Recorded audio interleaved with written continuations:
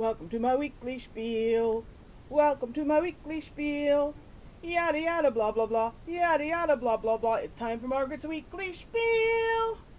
Greetings and salutations. This is Margaret Franklin of Margaret Franklin Creations, bringing you this week's episode of Weekly Spiel, where I tell you what's new in my life and what's going on. And I don't want to mess up the coloring books underneath, but I am showing you that my quilt is nearing completion, slowly but sure. Hold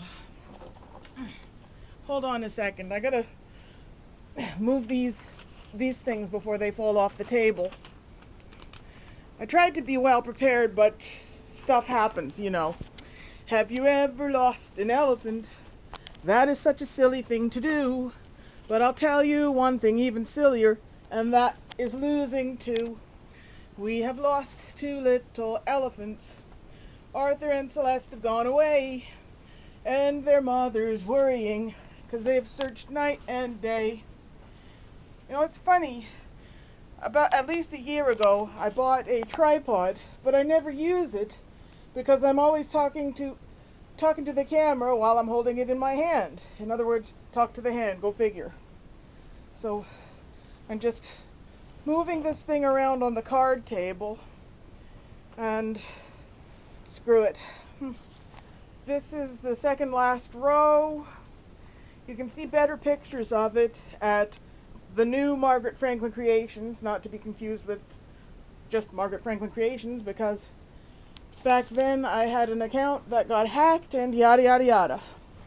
Anyway, the reason I was singing that elephant song is because there seems to be a lot of references to elephants these days. I solved a big mystery at Mosaic Creative.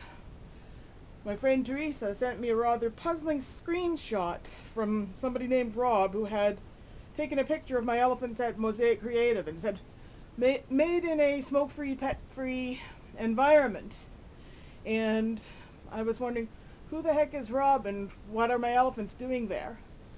I finally solved the mystery. He is the owner of Mosaic Creative, and he was using social media to sell my product, which is a good thing. I'm not disappointed. I'm happy and relieved now.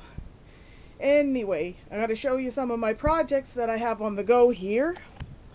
This is the new living room coloring book. It's been available since Christmas time. I know that when there's a new coloring book, I must make a quilt featuring some of the best examples of the artwork in this book. So far, I have only made one square. This is Amanda's unicorn, a blue unicorn, because I probably told you all before about the Blue Unicorn campaign. The theme is hope, and I have two coloring books. This was my first. I can't believe it's 2 years old already. And then this was this one, the new one that came out just a couple months ago when things started reopening. I completed it, I'd say, around Christmas time, but it wasn't until, I think, about May or whatever it was, when things started reopening, that I could take my stuff to Staples to be photocopied and bound.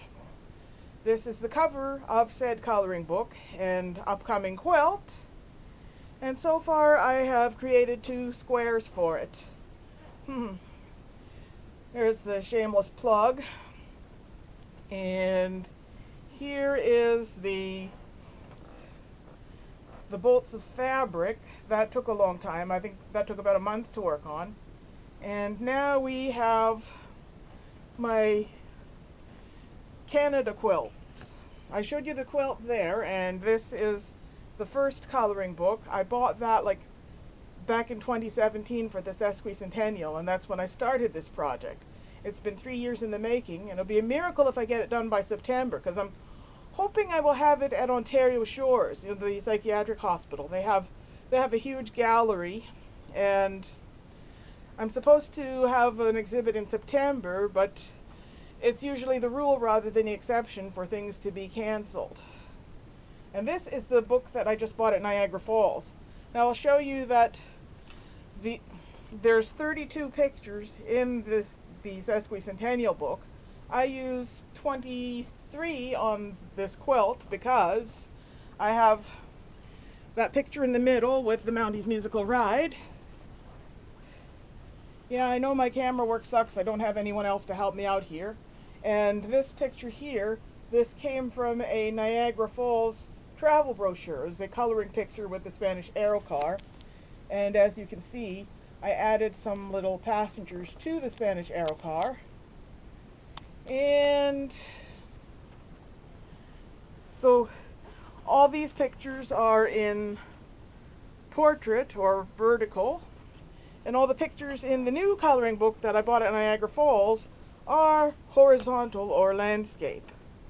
There are 15 of these. So what I'm going to do when I make the next coloring book or quilt is use all these pictures plus whatever pictures I didn't use in this book. Plus I'll probably do the Mounties musical ride thing again in the middle with my characters. Like there's Luella, there's, I think that's, yeah, Olive, Gladys, Edna, and Ardith. Yeah, Olive, Luella, Gladys, Ardith, Edna, Olive, Gladys. Oh, what's her name again? The cat turtle. And this is Margot. And the two-headed conjoined clowns, Yoo-hoo and Boo-hoo. And now we are getting to the next subject here. This is the first square in the last row of my Canada quilt. You will see better pictures of it on my Facebook page. And I am working on a third coloring book with inspiration from the pandemic. And I will post these pictures on my page so you can color them as you want. As you see, I have deliberately left the masks blank so anyone drawing or coloring them can decorate them any way they want to. Wow. Anyway, I guess that's all I've got to say for the moment. It's been nice and peaceful here for the time being. I don't know when or if the guy downstairs is coming back. If he is, I hope he's not going to be extra belligerent. I don't miss him. Glad that my Facebook account was not deleted on me. I didn't get in any worse trouble. Everything is okay now, I'm happy to say, and that's it for now. Thanks for watching Weekly Schpeil. Bye-bye, be back soon.